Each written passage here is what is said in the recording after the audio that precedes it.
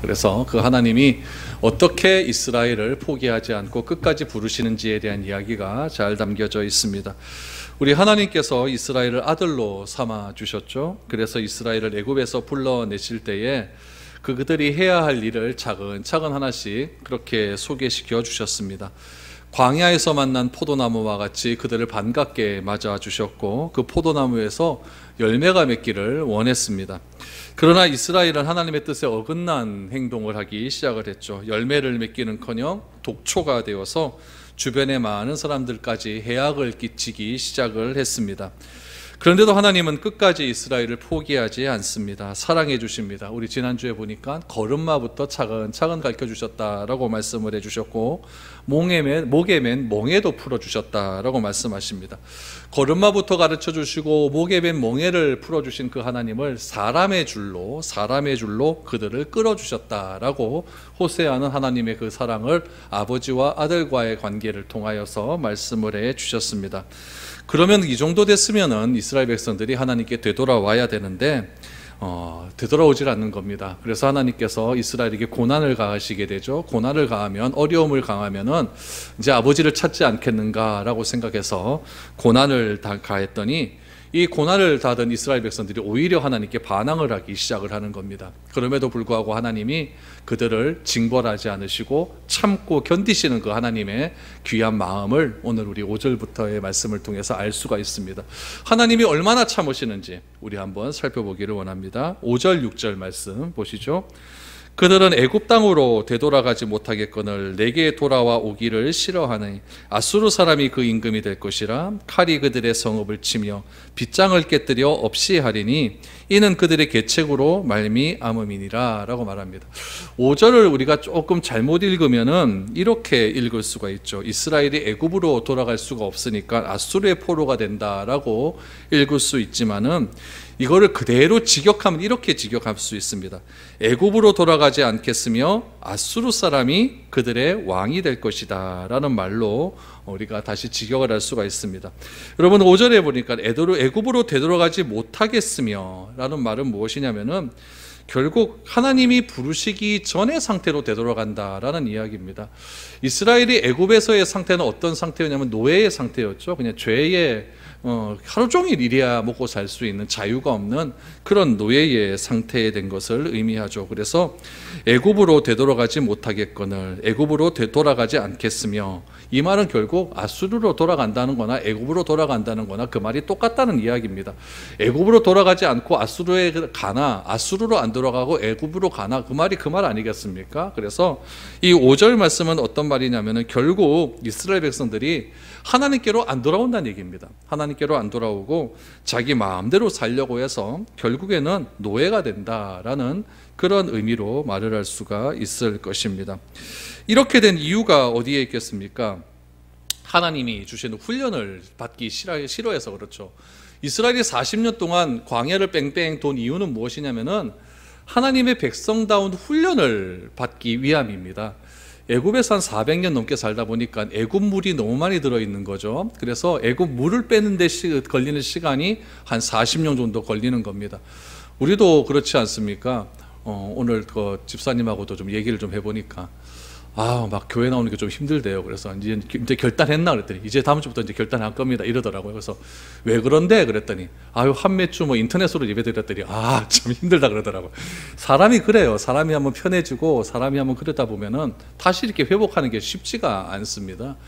이스라엘도 마찬가지죠. 400년 동안 일만 하고 살았거든요. 일만 하고 살았다는 것은 무엇이냐면은 자유가 없다는 이야기입니다. 자유가 없다는 건 결국 뭐냐면 예배드릴 수 있는 시간이 없다는 이야기죠.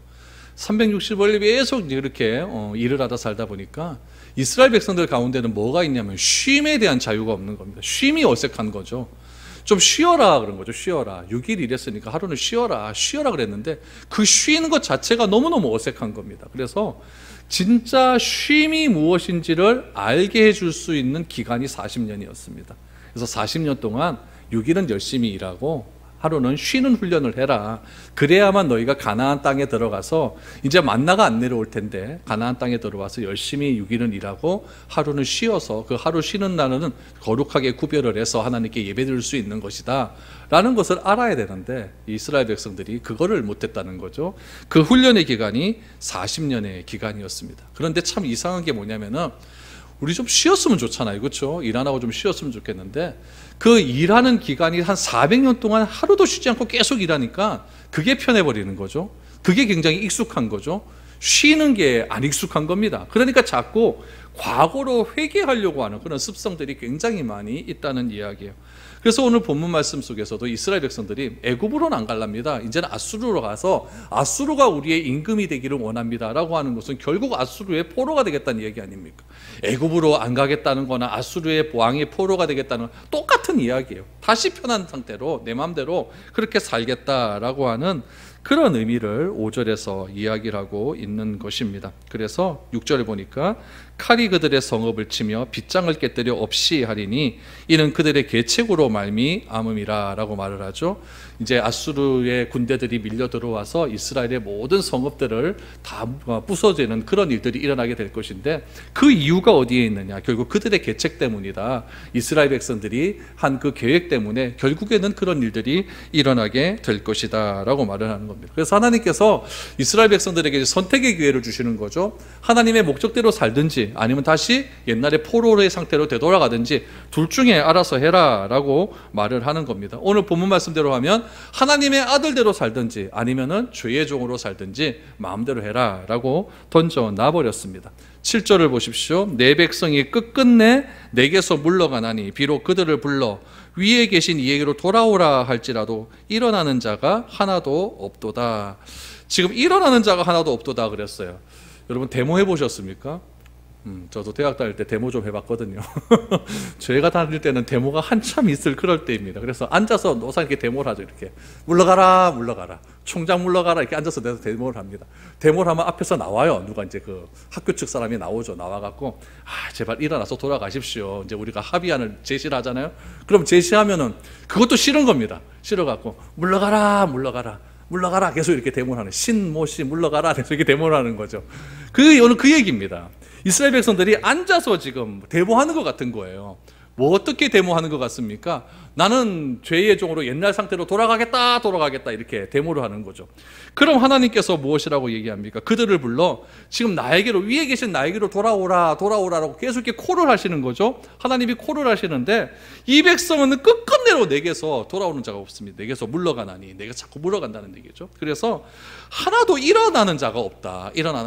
계속 앉아서 나는 하나님 앞에 떠나가겠다라고 말하는 사람만 있다는 이야기입니다. 그런데 중요한 것이 있죠. 하나님께서 이스라엘을 부르실 때 여러분 오늘 11장에서 제일 중요한 게 뭐냐면 1절 말씀입니다. 이스라엘을 부르실 때 어떻게 부르셨냐면은 어렸을 때에 내가 사랑하여 내 아들을 애굽에서 불러내었다. 하나님이 이스라엘을 어떻게 생각하시냐면 아들로 생각하는 거예요. 아들로 생각하는 거죠. 그러니까 하나님은 이스라엘을 부르실 때 아들로 부르셨어요. 아들로 부르신 이유가 무엇이다? 사랑하기 때문에 부르셨다라고 말하거든요. 아버지와 아들과의 관계를 어떻게 끊을 수가 있겠습니까? 아들이 방탕해서 완전히 불효자라 갖고 아버지를 떠날 수 있다 할지라도 아버지는 절대 아들을 놓지 않거든요. 아버지는 늘 아들을 기다리고 있습니다. 누가복음 15장에도 보면 집 나간 둘째 아들을 끝까지 기다리시는 하나님의 모습을 보지 않습니까? 근데 참 이상한 게 뭐냐면은 둘째 아들을 기다리면서 둘째 아들이 되돌아왔을 때 송아지 잡고 잔치 벌려서 완전히 파티를 열어갖고 둘째 아들을 기쁘게 맞이해 주시잖아요. 누가 삐집니까? 큰아들이 삐져버리잖아요.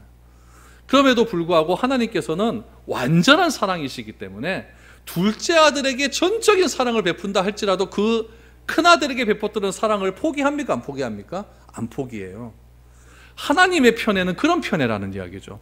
하나님의 편에는 모든 것을 품는 편애입니다. 그러나 인간의 편에는 한쪽을 맞추면 한쪽은 죽어가는 그런 편애라는 이야기죠. 하나님은 그런 거예요. 하나님은 아버지의 마음을 가지고 돌아온 둘째 아들이 돌아오기를 그렇게 기다리고 있는 거죠. 그런데 이스라엘의 문제는 뭐냐면은 아들이 되는 게 너무너무 귀찮은 겁니다. 왜 귀찮을까요? 아들이 되면은 하나님이 시키는 대로 해야 되거든요. 내 마음대로 못 하거든요. 애굽에서 살 때는 그런 건 없었습니다. 그냥 뭐 일만 하면 되니까요. 로봇처럼 일만 하면 되니까. 그럼 먹을 거 주니까. 그런데 이 하나님의 아들이 되면 뭐 해야 되느냐? 죄를 지으면 회개도 해야 돼요. 또 내가 하고 싶은 거 제대로 못해요. 내 뜻을 꺾어야 돼요. 내 뜻을 꺾는 일도 너무 힘들고, 그러니까 이제 뭐 하냐? 내 마음대로 하겠다는 거죠. 그래서 하나님께서는 이스라엘을 어렸을 때부터 사랑하여 아들로 불러내어 주셨지만은 이스라엘은 그게 싫은 겁니다. 왜 나를 아들로 삼아 주셨습니까? 왜 나를 불러 주셨습니까? 왜 나를 그냥 애굽에서 놔두지? 그냥 왜 우리를 불러 주셨습니까? 자꾸 이 이야기를 반복적으로 이야기하고 있는 겁니다. 여러분, 하나님의 말씀을 듣는 일이 얼마나 귀한 일입니까? 그런데 이스라엘은 하나님의 말씀 듣는 일을 싫어하고 자꾸 우상을 경배하는 것을 좋아했습니다. 그러니까 하나님께서 이제 내버려 두시는 거죠. 그럼 너 우상 좋아하니까 우상의 숭배지로 한번 가봐라. 그래서 우상의 숭배지로 버려버렸습니다. 그것이 무엇이냐면 바벨론의 70년 포로 생활이에요. 그럼 여러분 생각해 보세요. 여러분, 우리도 그렇지 않습니까? 한 달, 두 달 정도는 예배 안 드리고 주일날 놀러 다니고 이러는 거 좋아요. 좋은데 자꾸 이게 반복되다 보면 예배 드리는 게 그리워집니까? 안 그리워집니까? 별로 안 그리워지나 보네. 그리워져요. 교회 예수 잘 믿고 그래 교회 평생 안 다녔던 분들은 예배를 드리지 못하는 경우가 되면 굉장히 예배 드리는 것을 사모하게 됩니다. 이스라엘 백성들은 예배 드리는 것이 이제 어느 정도 이제 애굽에서의 삶들이 있었지만 그래도 하나님의 택한 백성으로 가나안 땅에 들어와서 이스라엘이라고 하는 나라를 세우고 그래서 열심히 하나님께 예배 드리는 삶을 살았거든요. 그러다가 또 삐뚤게 나간 거잖아요. 그래서 우상으로 그 속국인 바벨론으로 내던져 보았습니다. 그래서 하나님께 예배 드리지 말고 우상만 섬겨라 그랬더니 이스라엘 백성들이 우상을 섬겨봤어요. 섬겨보다가 끝끝내는 어떻게 하냐면은 이런 고백을 합니다. 우리 시편 137편 1절 말씀을 한번 보시기 바랍니다. 결국 이스라엘 백성들이 하는 고백이 이거예요. 같이 한번 읽어보죠. 시작. 우리가 바벨론의 여러 강변 거기에 앉아서 시온을 기억하며 울었도다. 바벨론의 여러 강변이 어디겠습니까? 티그리스 유브라데스 강이에요. 티그리스 유브라데스 강 유역은 우리 야곱에 봤을 때 밧다나람 거기가 그 구역이거든요. 그러니까 티그리스 유브라데스 강에 앉아가지고 시온을 바라보면서 서쪽을 바라보면서 매일 우는 거죠. 시온을 기억하며 울었다. 시온이라는 게 예루살렘 성전이 있는 곳이잖아요. 그곳을 향하여 매일매일 우는 거예요. 그러면서 4절 보니까 이렇게 얘기합니다. 4절도 우리 같이 한번 읽어보죠. 시작. 우리가 이방 땅에서 어찌 여호와의 노래를 부를까. 이제 어디가 그리워지는 겁니까? 예루살렘이 그리워지는 거예요. 성전에서 예배 드릴 때가 그렇게 좋은 거죠. 내가 어떻게 이방 이 땅에서 우상이 가득한 이 땅에서 어떻게 여호와의 노래를 부르고 앉아 있겠노? 어디가 그리운 겁니까? 하나님의 성전이 있었던 예루살렘이 그리웠던 겁니다. 죄가 얼마나 더러운 건지 추악한 것인지 아는 사람은 이 죄에서 해방되어 거룩하게 살고 싶고 하나님께 참된 예배를 드리고 싶은 사람은 결국 하나님을 찾아올 수밖에 없는 것입니다. 그래서 이스라엘 사람들은 바벨론에서 그렇게 울고 울었습니다. 그러면서 자기들이 회개를 하게 되죠. 그래서 우리가 이렇게 망한 이유가 무엇인가, 이거를 열심히 공부를 하다 보니까, 연구를 하다 보니까 무슨 말씀을 하나님의 말씀을 어겼다는 것을 찾게 됩니다. 그래서 우리가 하나님 말씀대로 살자. 그래서 모인 사람들이 누구냐면은 바리새인들입니다. 그러니까 바리새인들은 첫 출발이 좋았어요, 안 좋았어요? 굉장히 좋은 거잖아요. 우리가 망한 이유가 하나님의 말씀에 어긋나서 살았다. 그래서 우리가 하나님 말씀대로 한번 살아보자. 그래서 바리새인들이 나오게 되었고, 학사 에스라 같은 사람들이 나와서 우리 이제 거듭한 그 부흥의 운동을 일으켜서 다시 한번 둘이 죽게 돌아가자라고 하는 그런 운동들이 막 일어나게 되는 겁니다. 그렇지만 우리의 죄성은 참 이상해요. 그 정도 했으면 이제 하나님께 돌아와야 되는데 또 죄를 짓잖아요. 그래서 바울이 하는 고백이 무엇이냐면은 오호라 나는 곤고한 사람이로다. 이 사망의 몸에서 누가 나를 건져낼까라고 말하면서 탄식하는 그런 장면들이 나오게 됩니다. 여러분, 아무리 거룩이 힘들고 그 훈련이 고달프다 할지라도 하나님의 말씀으로 훈련받는 가운데 내 계획이 다 깨어지고 재미가 없다 할지라도, 세상 친구들이 다 사라진다 할지라도 우리가 절대 포기하지 말아야 할 것은 하나님의 말씀대로 살아가는 그런 삶이라는 것을 우리는 꼭 기억해야 됩니다. 이스라엘 백성들이 아예 막 포기를 하는 겁니다. 나는 이제 하나님께 안 돌아간다 이렇게 포기를 해보니까 8절에 보니까 하나님이 이런 말씀을 하시죠. 에브라임이여 내가 어찌 너를 놓겠느냐, 이스라엘이여 내가 어찌 너를 버리겠느냐, 내가 어찌 너를 아드마같이 놓겠느냐, 어찌 너를 스보임같이 두겠느냐? 내 마음이 내 속에 돌이키어 나의 긍휼이 온전히 불붙듯 하도다 라고 말합니다. 에브라임이여라고 했는데, 에브라임은 뭐냐? 북쪽 이스라엘입니다. 북이스라엘을 에브라임이라고 부르고, 이스라엘이여 그래서 이스라엘은 남쪽 유다를 가리킵니다. 유다 이렇게 가리키죠. 그래서 남북 이스라엘을 가리킵니다. 에브라임이여 내가 어찌 너를 놓겠느냐? 이스라엘이여 내가 어찌 너를 버리겠느냐? 포기한다, 포기 안 한다? 포기 안 한다는 거예요. 어떻게 포기 안 하겠느냐? 내가 어찌 너를 아드마같이 놓겠느냐? 어찌 너를 스보임같이 놓겠느냐? 아드마, 스보임이 문제인데요. 이 아드마, 스보임이란 말은 뭐냐면 지역의 이름입니다. 지명이에요. 사람 이름이 아니고 지명입니다. 어디 지명이냐면은 소돔과 고모라가 멸망당할 때 같이 멸망당한 지명입니다. 그래서 하나님이 아브라함을 이 가나안 땅으로 이렇게 들려보내지 않습니까? 들려보내면서 너가 거주할 가나안 땅 경계를 이렇게 얘기해 주세요. 경계를 얘기해 주는데 그때 등장하는 지역이 소돔과 고모라를 말씀하시면서 이 아드마와 스보임이 나옵니다. 그러니까 이 아드마와 스보임이라고 하는 지역은 언제 멸망됐을까요? 소돔과 고모라가 멸망당할 때 같이 멸망당한 그런 지역이라는 겁니다. 그런 것을 생각하고 다시 보십시오. 내가 어찌 너를 아드마같이 놓겠느냐? 어찌 너를 스보임같이 두겠느냐? 소돔과 고모라처럼 멸망당하는 것처럼 내가 어찌 너를 그렇게 두겠느냐? 이 얘기입니다. 멸망 안 시키겠다는 이야기예요. 멸망 안 시키겠다. 너의 죄를 보면 멸망당해야 마땅한 건데 멸망을 도저히 못 시키겠다는 이야기죠. 왜 그렇습니까? 내 마음이 내 속에 돌이키어 나의 긍휼이 온전히 불붙듯 하도다. 하나님이 이스라엘을 향한 사랑이 너무나 큰 겁니다. 너무나 큰 거예요. 그래서 이스라엘의 지금 죄악된 현실을 보면은 아드마와 소보임 같은 이런 이스라엘에 있는 지역들은 다 멸망당해야 됩니다. 소돔과 고모라처럼 다 멸망당해야 됩니다. 그러나 그렇게 못하겠다는 이야기죠. 왜요? 긍휼함이 있기 때문에. 긍휼함이 있기 때문에. 여러분, 이것이 하나님께서 우리를 향한 귀한 은혜라는 이야기입니다. 여러분, 소돔과 고모라 딱 말하면 요즘 동성애 얘기 많이 하잖아요. 그렇죠? 소돔과 고모라는 굉장히 변태적인 도시였어요. 음란함이 가득 차 있었고 착취와 학대가 가득했습니다.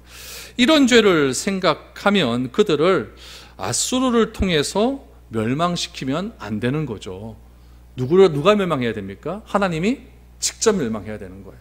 그럼에도 불구하고 하나님 안에 갈등이 있는 거예요. 그 갈등이 무엇이냐면 내 마음속에 긍휼함이 너무나 있다. 이스라엘을 사랑하는 마음이 너무나 많다라고 말을 하는 거죠. 하나님의 마음속에서 막 생각이 막 변하고 있는 겁니다. 생각 같아서는 내가 다 멸망을 시켜버려야 되는데 8절 하반절에 보니까 내 마음이 내 속에서 돌이키어. 내 속에서 돌이키어. 하나님이 사랑하는 자신의 아들 같은 이스라엘 백성들을 멸망시키려고 하니까 너무나 이건 안 되는 거죠. 우리도 자식들 말 안 듣고 그러면 내가 이 자식 하면서 오만 거 다 하다가 결국에는 다시 받아주는 게 부모의 마음 아니겠습니까? 똑같다는 이야기죠. 그래서 나의 긍휼이 온전히 불붙듯 하다라고 말씀을 하고 있는 겁니다. 사랑하는 아들을 어떻게 유황불로 멸망시킬 수 있는지에 대한 갈등이 하나님 마음속에 너무나 많이 있다는 거죠. 그래서 하나님은 어떻게 해서든지 이스라엘을 구원하고 싶은 것입니다. 하나님의 마음속에 여러분 이러한 갈등이 있다는 것 여러분 상상이나 하겠습니까? 어느 성경에서 이런 하나님의 마음속에 이런 갈등을 찾을 수가 있겠습니까? 지금 하나님은 이스라엘을 너무나 긍휼히 여기고 있는 겁니다. 이스라엘이 완전히 멸망당하는 걸 원치 않는 겁니다. 어떻게 해서든지 한 명이라도 살려내고 싶은 겁니다. 시로라기 같은 핑계거리라도 찾아서 소돔과 고모라와 같은 멸망, 아드마와 스보임 같은 멸망을 피하고 싶은 겁니다. 이것이 하나님의 마음이고 하나님의 고민이고 하나님의 결단입니다. 그래서 9절에 이렇게 말씀하죠. 내가 나의 맹렬한 진노를 나타내지 아니하며 내가 다시는 에브라임을 멸하지 아니하리니 이는 내가 하나님이요 사람이 아님이라. 내 가운데 있는 거룩한 인이 진노함으로 내게 임하지 아니하리라 라고 말씀하십니다. 하나님이 결단을 합니다. 그 결단은 무엇이냐? 소돔과 고모라와 같은 고모라에 내렸던 그런 불유황과 같은 그런 심판을, 유황불과 같은 심판을 내리지 않겠다라고 결단을 하죠. 그 근거가 무엇입니까? 하나님은 여기서 침묵을 하십니다. 여러분, 하나님께서 사람을 딱 바라봤을 때 죄를 졌어요. 그럼 내가 너를 징벌하든지 용서하든지 뭔가 근거가 있어야 될 거 아닙니까? 징벌을 하려면 너가 이런 죄를 지었기 때문에 내가 이렇게 너에게 징벌을 내리겠다. 근거가 있는 거죠. 용서를 하시려면 용서에 대한 근거도 있어야 되잖아요. 이런 이유 때문에 내가 널 용서하겠다 이렇게 해줘야 되는데 오늘 9절 말씀해 보시면은 하나님께서 뭐라고 말하냐면은 내 가운데 있는 거룩한 인이 진노함으로 내게 임하지 아니하리라 라고 말합니다. 용서하겠다는 이야기죠. 그렇죠? 그럼 왜 용서하느냐? 거기에서 입을 싹 닦아버립니다. 하나님께서 침묵을 해버리세요. 여러분, 여기서 하나님께서 침묵을 하시는데 이 침묵에는 무엇이 담겨져 있냐면은 하나님의 사랑이 담겨져 있는 겁니다. 하나님이 이스라엘을 아들로 불러주셔서 어렸을 때부터 사랑함으로 불러주시고 그를 어렸을 때 차근차근 가르쳐서 어떻게 해서든지 하나님을 사랑하는 민족으로 삼아주셨는데 그들은 자꾸 애굽으로 돌아가려고 하는 그런 마음 속에서 하나님을 떠나려고 한다는 거죠. 그럼 하나님이 소돔과 고모라처럼 유황불로 쳐야 되는데 그러하지는 못하겠다는 거예요. 마음속에 갈등이 너무너무 크다는 거죠. 그래서 내가 너를 징벌하지 않겠다. 그래놓고 입을 싹 닦아버리는 겁니다. 그 침묵이 바로 하나님의 거룩한 침묵입니다. 하나님은 인간의 부패한 본질을 알고 계세요. 그래서 아무리 해도 안 되는 인간의 악한 죄성을 어떻게 하겠느냐라는 거죠. 그래서 침묵하시는 겁니다. 하나님께서 이런 판단을 내리시는 이유가 어디에 있겠습니까? 하나님 안에 계획이 있다는 이야기죠. 그것은 인간의 모든 부정과 부패를 누구의 책임으로 돌리냐면요, 사람의 책임으로 돌리는 것이 아니라 하나님의 책임으로 돌리는 겁니다.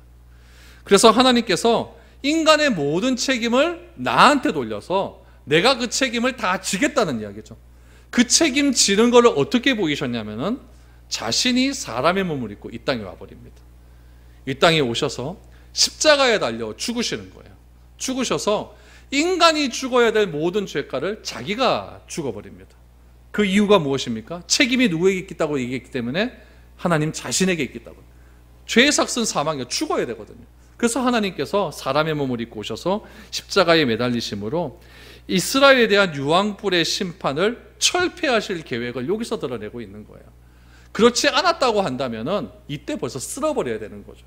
그러나 하나님께서 침묵하시고 그 책임을 자기에게 다 돌리심으로 이제 먼 훗날에 자기가 이 땅에 오셔서 십자가에 죽으심을 이 모든 책임을 지실 것이라고 하는 그런 예표를 보여주시고 있는 것입니다.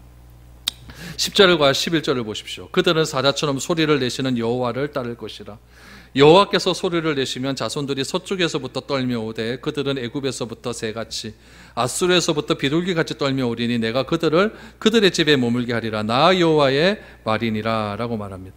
이스라엘의 불순종을 자신의 책임으로 다 돌리셨습니다. 그러면서 어떻게 얘기하시느냐, 큰 소리로, 사자와 같은 큰 소리로 온 세상에 포로가 되어 있는 이스라엘을 부르시겠다고 말씀을 하고 있습니다. 너무나 큰 소리로 부르시기 때문에 애굽의 포로된 자들도, 아수르의 포로된 자들도 이 소리를 듣지 못하는 자가 없다라고 말을 하죠. 그들이 있는 그곳에서 하나님께서 부르시는 소리를 듣고 새같이 비둘기같이 떨면서 하나님께 다 나온다라고 하는 메시지가 10절과 11절에 나옵니다. 그러면 여러분, 하나님께서 죄 많은 이 세상을 향해서 큰 소리로 부릅니다. 그 큰 소리를 뭐라고 이야기할까요? 복음이라고 얘기합니다. 복음이라고 얘기해요. 하나님의 복음은 너무나도 커서 이 소리를 듣지 못하는 자가 없습니다. 땅 끝에 있는 모든 사람들이, 온 세상에 포로가 되어 있는, 흩어져 있는 모든 사람들이 이 소리를 다 듣게 된다는 이야기예요. 그 당시에는 이렇게 생각을 했습니다. 이스라엘을 중심으로 해서 동쪽의 땅끝은 아수르로 생각을 했어요. 서쪽의 땅끝은 애굽으로 생각을 했죠. 그래서 여기서 애굽과 아수르에 있는 사람들이 새처럼 비둘기처럼 몰려온다는 것은 무엇을 의미하냐면은 이 세상에 있는 모든 사람들이 하나님께서 사자처럼 부르짖는 큰 소리를 듣고 다 몰려온다는 이야기입니다. 여러분, 이 일이 진짜 일어나게 되었습니다. 이 일이 신약 성경에 와 보니까 예수님께서 철저하게 이스라엘로 오셔서 누구를 찾으시냐면은 이스라엘의 어린 양을 먼저 찾으십니다. 맞죠? 이방인을 먼저 찾지 않았어요. 예수님은 이 땅에 오셔서 어린 양을 먼저 찾으셨습니다. 그래서 제자들, 70인 제자들을 파송하시면서 뭐라고 이야기했냐면은 이방인에게 가지 말고 차라리 이스라엘의 어린 양에게로 가라라고 말씀을 하셨습니다.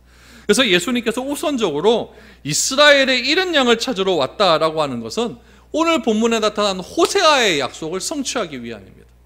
하나님께서 이스라엘을 용서하셨습니다. 하나님께서 이스라엘의 모든 죄가를 자기에게 다 돌리셨습니다.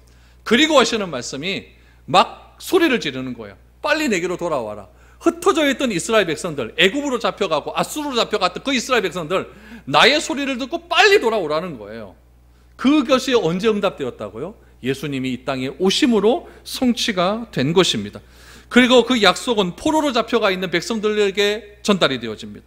죄에 억누린 자들을 먼저 부르시겠다고 하는 하나님의 놀라운 사랑이 담겨져 있는 거예요. 그 은혜가 오순절 성령이 마가다락방에 임해버립니다. 마가다락방에 임했을 때에 어떤 일이 일어납니까? 사도행전 2장에 보니까 전 세계에 흩어져 있던 세계 각국의 19개국에 있었던 수많은 백성들이 하나님의 부르시는 음성을 듣고 예루살렘에 다 모여버립니다. 그래서 각 나라의 방언으로 말하지 않습니까? 그 방언은 라라라 이런 방언이 아니라 그 흩어졌던 나라에 있던 사람들, 그 사람들의 언어로서 말하기 시작하는 거예요. 성경에 보면 그 사람들이 마게도니아에서도 옵니다. 애굽에서도 옵니다. 리비아에서도 옵니다. 전 세계에서, 그 당시 알고 있는 전 세계에서 다 예루살렘으로 모여들어요. 그 모여들어서 120명의 성도들이 충만을 받았던, 그 성령의 충만함을 받았던 그 소리를 듣고 변화되기 시작을 합니다. 이것이 하나님의 사자와 같은 큰 소리로 부르시는 하나님의 메시지라는 이야기. 그래서 성령의 은혜를 충만하게 받던 120명의 사람들로부터 각 나라로 선포되어지는 말을 듣고, 그 말을 들은 사람들이 어떻게 되었습니까? 다 하나님께 회개하지 않습니까? 그래서 세례를 받잖아요. 그래서 어떤 교회가 시작됩니까? 예루살렘 교회가 시작이 됩니다. 그 중에 한 사람이었던 베드로가 나와서 복음을 선포하기 시작합니다. 예루살렘에 얼마나 많은 사람들이 있었습니까? 3,000명이 회개한다고 하지 않습니까? 5,000명이 회개한다고 하지 않습니까? 이런 능력들이 호세아 시대 때 예언되었던 그 하나님의 예언이 오순절날 그렇게 성취가 되어져 가는 것들을 보게 되는 것입니다. 하나님께서 우리가 그 옛날 이스라엘처럼 행동하는 것을 원하지 않습니다. 하나님이 우리에게 요구하시는 것은 딱 한 가지예요. 아들답게 행동해라. 아들답게 행동해라. 광야에 맺힌 포도나무처럼 그렇게 내가 너를 반갑게 맞았다는 거예요.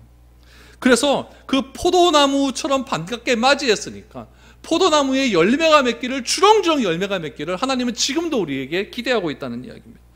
하나님은 우리가 짐승보다 못한 탐욕스러운 삶을 살라고 우리를 부르시는 것이 아니라 포도나무에 나온 열매처럼 존귀한 삶을 살라고 우리를 불러주셨습니다. 다른 사람에게 부담스러운 존재가 아니라 참으로 없어서는 안 될 존귀한 존재가 되라고 우리를 불러주신 겁니다. 우리가 이 땅에 살아가야 될 이유가 어디 있습니까? 하나님이 우리를 광야의 포도나무처럼 존귀한 존재로 삼아주셨다고 한다면 내 목에 매여 있는 짐승 같은 나를 존재로 만들어버리는 그 멍에가 무엇인지를 한번 생각해 보시기 바랍니다. 그 멍에를 벗어버리시고 우리를 지금도 사랑의 줄로, 사람의 줄로 우리를 이끌어 주시어서 걸음마부터 한 걸음 한 걸음 가르쳐 주시는 그 사랑의 하나님의 메시지를 듣고 돌아올 수 있기를 소망합니다. 하나님은 지금도 우리를 큰 소리로 부르시고 계십니다. 사자와 같은 소리로 부르시고 계십니다. 그 소리를 듣고 돌아오는 자는 진정한 하나님의 아들로서 회복을 받게 될 것입니다. 둘째 아들이 돌아와서 잔치를 베푼 것처럼 그런 놀라운 은혜를 우리에게 주실 것입니다. 그런 하나님의 놀라운 사랑을 기억하시면서 큰 소리로 부르시는 하나님께 날마다 감사하며 살아가는 저와 여러분들이 될 수 있기를 축복드립니다.